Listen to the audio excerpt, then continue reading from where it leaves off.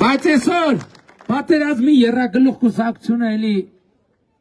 գլուխ է բարձրացրել։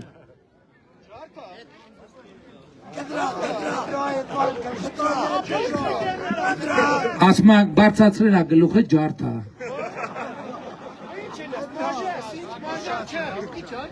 Ջարդելը չգիտեմ, բայց դրանց բոլորին բանտ եմ ղրգելու։ Քոչարյանի գլխավորությամբ։ Քոչարյանի գլխավորությամբ։ Չէ, ջարդելու այդ գործ չունենք մենք։ Օրենքով սահմանված կարգով այդ մարդիկ երկար պետք է նստեն, որպես թալանչիներ, որպես լրտեսներ, այսօր, Ժորժ ջան, մենք գործ ունենք լրտեսական եռագլուխ կուսակցության հետ։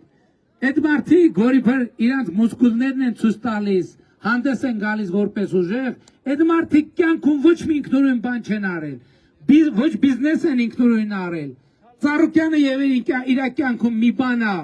ինքնուրույն արել, ոստիկանության ստարշին ա եղել ռուս տուրիստ 1000 ներողություն եկեղեցու մեջ բռնաբարել է։ Այդ է արել ինքնուրույն։ Դրանից հետո ուրիշ ոչ մի ինքնուրույն բան չի արել։ Այդ մարդիկ ամբողջ կյանքները պապաներ եւ հովանավորներ են մանկեման եկել։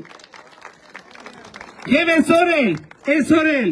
լրտեսական ցանց են ձևավորել։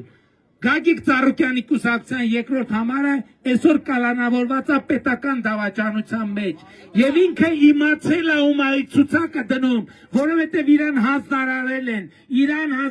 են, ինքը ինքնուրույն որևէ բանի վիճակի չի անել եւ քանի որ ես որպես Հայաստանի Հանրապետության վարչապետ այդ իրեքին հրաժարվել եմ պապայություն անել, որովհետեւ